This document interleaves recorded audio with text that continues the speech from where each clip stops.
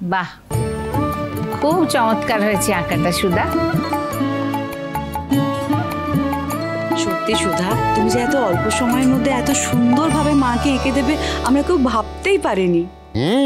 বাড়িতে এরকম গুণী বৌমা থাকার এটাই লাভ।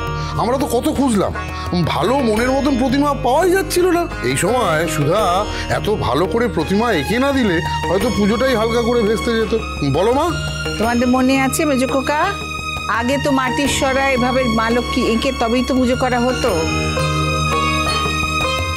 হ্যাঁ ঠাম্মি, হ্যাঁ সেই তো ছোটবেলায় কতটা দেখেছিলাম লাস্ট এই সরাটা। হ্যাঁ, তারপরে প্রতিমা এনেও কয়েকটা বছর পুজো করা হয়েছে। তাই এবছর আমার নাত বৌমা সুধা ভাগ্যিস দায়িত্বটা নিল লক্ষ্মী আঁকার। তাই তো বলি, দেখো তো এই আমার সুধা আমার হাতে একেবারে জাদু আছে। কি সুন্দর করে সমস্ত আয়োজনটা হয়েছে দেখেছো? ঠাম্মি, আমরাও আছি, আমরাও ডেকোরেশন করেছি, একটু আমাদেরও প্রশংসা করো। হ্যাঁ, আগে সমস্ত দায়িত্বের কাজগুলো শেষ করো, তারপরে তো করবো প্রশংসা। আর সুধা, পুজোর আয়োজন যদি কিছু বাকি থেকে থাকে তাহলে সেগুলো শেষ করে ফেলো, ঠাকুরমশাই এক্ষুনি এলেন বলে। চিন্তা করবেন না ঠাকুর, এক্ষুনি সব হয়ে যাবে। আচ্ছা, একটা কথা কিন্তু আমি তোমাদের বলে দিই, আজকে সবাই জোড়ায় জোড়ায় পুজোয় বসবে, কেমন? সুধা, তেজ, আমাদের সমুদ্র আর ঝিনুক, আর জ্যোৎস্না আর আশুতোষ।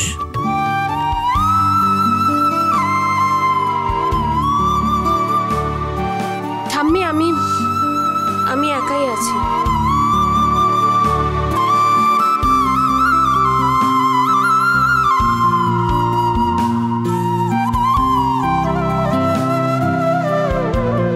ঠাম্মি, আপনি নিশ্চিন্তে থাকুন, আজ সবাই জোড়ায় জোড়ায় পুজোয় বসবে। সেটা কি করে সম্ভব? আশুতোষ তো এলোই না, আর ঝিনুক সমুদ্রকেও তো দেখছি না, ওরা কোথায়? ওরা আসছে ঠাম্মি, আর সঙ্গে আশুতোষ বাবু আর লাজমন্তী দেবীকেও নিয়ে আসছে।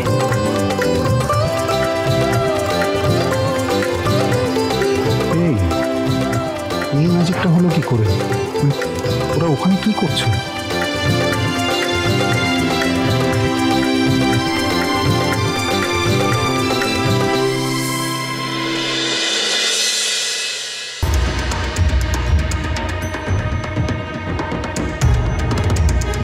आसू, सुनना बेटा। हाँ मैं आता हूँ। अलख निरंजन।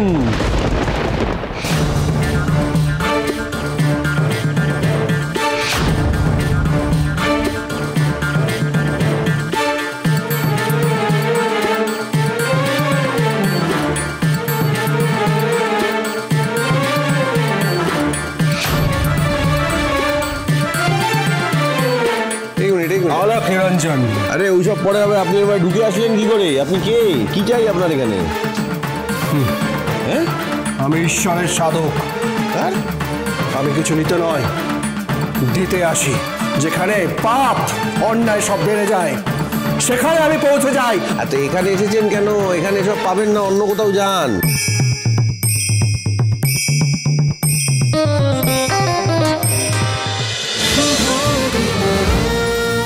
শুভ বিবাহ সোম থেকে রবি প্রতিদিন রাত 10:30টায় স্টার জলসায় ও জিও হটস্টারে।